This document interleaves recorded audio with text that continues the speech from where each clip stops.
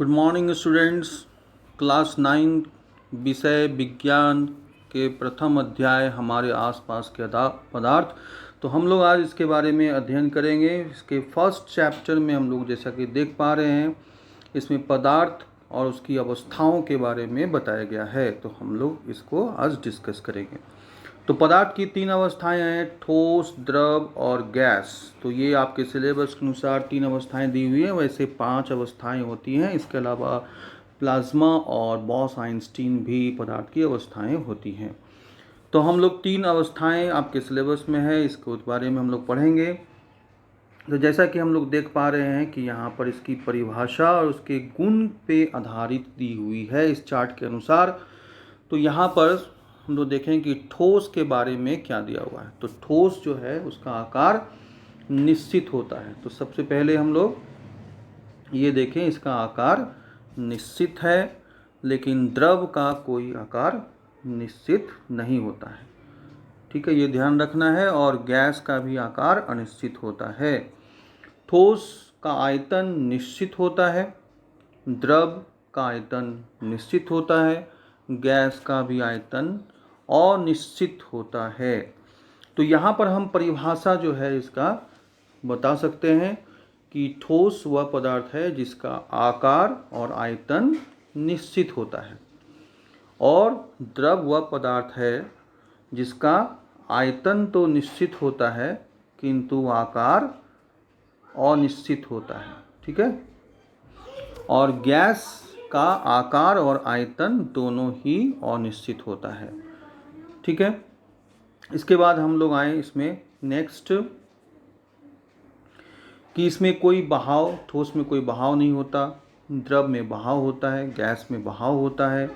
इसके कण अत्यंत आसपास होते हैं। इसको और एग्जाम्पल और डायग्राम के साथ हम लोग आगे समझेंगे कि कण का जो इसमें जो बीच में जो रिक्त स्थान होते हैं इसमें कितने कम होते हैं।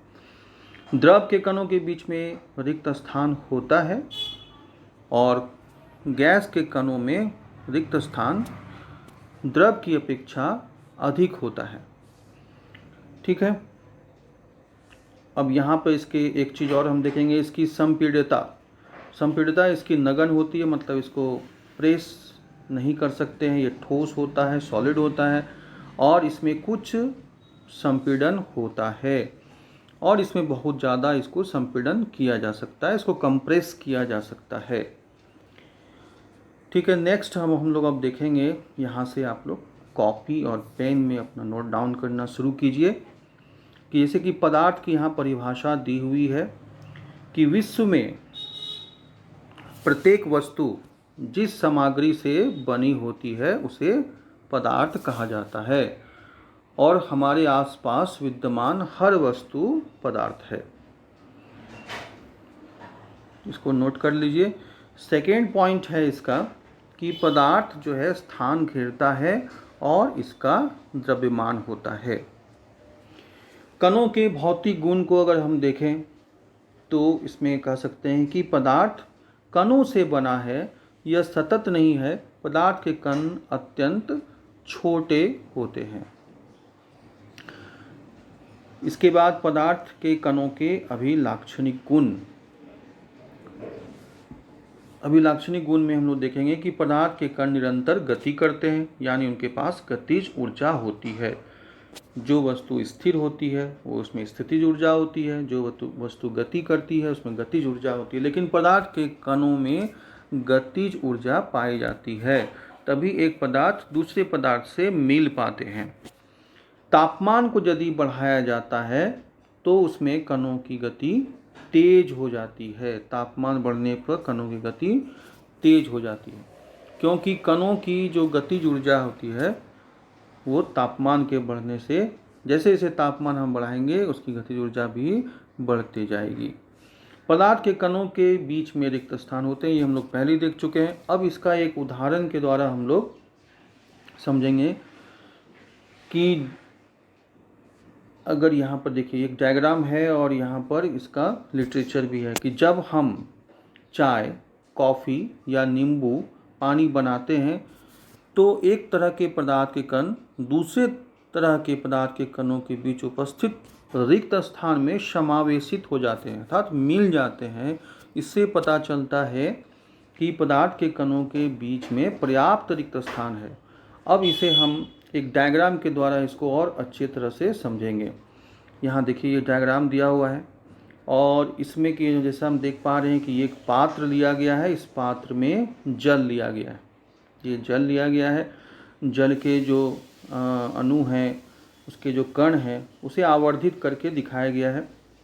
इसमें 1 चम्मच लवण अर्थात नमक मिलाया जाता है और फिर से स्टीरर से मिलाते हैं, तो ये लवण और जल एक दूसरे के साथ पूरी तरह से मिक्स हो जाते हैं और यह लवण जल बनाता है। तो यह जो लवण के कण और जल के कण आपस में मिल गए, इससे यह पता चलता है कि पदार्थ के कणों के बीच में रिक्त स्थान होते हैं। ठीक है, नेक्स्ट हम लोग यहाँ देखें कि पदार्थ के कण नंबर 3, इसका प्रॉपर्टीज़ है, गुण के बारे में बात कर रहे हैं कि पदार्थ के कण एक दूसरे को आकर्षित करते हैं। तो इसे हम कैसे समझेंगे? तो इसका एक उदाहरण है कि जब हम नल के पानी को खोलते हैं तो पानी की एक धार निकलती है, उसके बीच में हम किसी वस्तु को या उंगली को लगाते हैं तो भी वह धार टूटती नहीं है। पानी की धार जुड़ी रहती है, इसका मतलब है कि पानी के कण एक दूसरे के साथ आकर्षण बल से जुड़े होते हैं। पानी के कण हैं और वो सब मिलकर एक पानी की धार को बनाते हैं, अर्थात सभी कण एक दूसरे के साथ मिले हुए हैं, यही आकर्षण बल के कारण। नेक्स्ट हम लोग देखें कि पदार्थ के कणों के बीच में रिक्त स्थान होते हैं। ये हम लोग देख चुके पहले ही।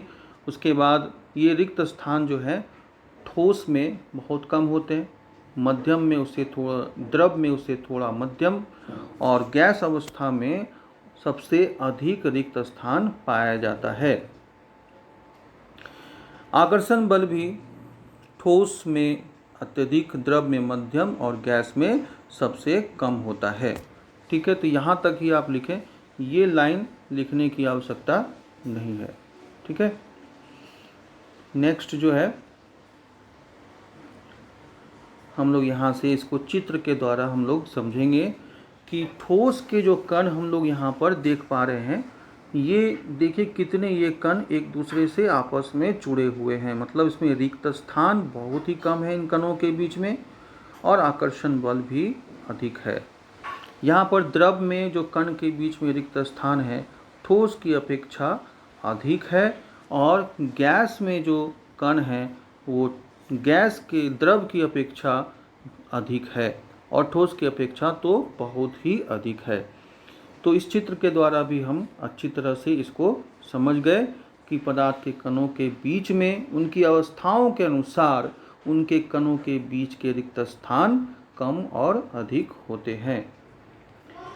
नेक्स्ट हम लोग यहाँ पर देखें, इस डायग्राम से भी हम लोग यहाँ पर समझ पाते हैं कि जो ठोस के जो कण हैं वो आपस में एक दूसरे के साथ कितने सघनता से जुड़े हुए हैं। यहाँ आप देख रहे हैं कितने सघनता से जुड़े हुए हैं। द्रव के जो कण हैं वो आपस में उतनी सघनता से नहीं जुड़े हैं। यहाँ देख रहे हैं आप, ये थोड़ा रिक्त स्थान दिख रहा है इसमें, और गैस के जो कण है इसमें तो बहुत ही ज़्यादा रिक्त स्थान दिख रहा है, बहुत ही ज़्यादा रिक्त स्थान दिख रहा है। तो ये इस चित्र के बाद हम लोग अच्छी तरह से इसको समझ गए कि पदार्थ के कणों के बीच के रिक्त स्थान उनके अवस्था के अनुसार किस प्रकार से सजे हुए होते हैं। इसके बाद पदार्थ की अवस्थाएं हैं, तीनों अवस्था हम लोग समझ गए कि पदार्थ के 3 अवस्थाएं हैं, ठोस अवस्था, द्रव अवस्था और गैसीय अवस्था। ठोस, द्रव, गैस। अब इसे हम मानव शरीर में अगर हम इसे इम्प्लीमेंट करें तो हम पाते हैं कि हमारे शरीर की जो हड्डियां हैं और दांत वो ठोस अवस्था में पाए जाते हैं, बिल्कुल ठोस होते हैं। ये हमारे शरीर में जो रक्त होते हैं, ब्लड होता है, और कोशिकाओं में जो कोशिकाओं में जो द्रव होता है, साइटोप्लाज्म जीव द्रव्य होता है, ये द्रव के उदाहरण कहे जा सकते हैं हमारे शरीर में। और हमारे फेफड़े में जो हवा भरी होती है वो गैस के उदाहरण कहे जा सकते हैं। इस तरह से हमारे शरीर में भी ठोस, द्रव और गैस तीनों प्रकार के पदार्थ उपस्थित होते हैं। तो आज इसको इतना नोट डाउन कीजिए और इसे अच्छी तरह से तैयार कीजिए। फिर हम लोग इसके अगले भाग में हम लोग देखेंगे कि ठोस अवस्था, द्रव अवस्था और गैसीय अवस्था किस प्रकार से उसके और विभिन्न उदाहरण हो सकते हैं। इसे हम लोग अगली क्लास में समझेंगे। आज जितनी बातें आपको बताई गई है, आप उसे अपने कॉपी में बनाकर उसे तैयार करके उसे अच्छी तरह से समझकर याद कर लें। ठीक है, तब तक के लिए गुड बाय।